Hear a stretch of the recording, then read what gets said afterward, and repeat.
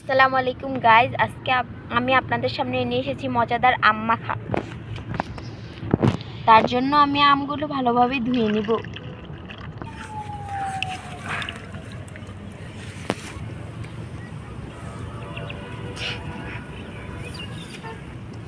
আমগুলো ভালোভাবে এখন ছুলে নিব।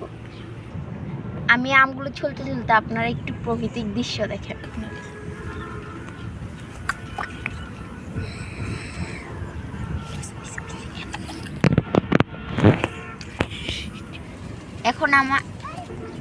এখন আমার আমগুলো ছোলা শেষ। এখন আমি ভালোভাবে কুচি কুচি করে কেটে নিব। আমগুলোকে এখন ভালোভাবে কেটে নিচ্ছি, কুচি কুচি করে কেটে নিচ্ছি। আমার আমগুলো এখন কুচি কুচি করে কাটা শেষ। এখন আমি আমগুলোকে মাখিয়ে প্রথমে লবণ দিয়ে দিলাম। আপনারা আপনাদের স্বাদ মতন লবণ দিয়ে দিবেন। এখন আমি দিয়ে দিব বিট লবণ।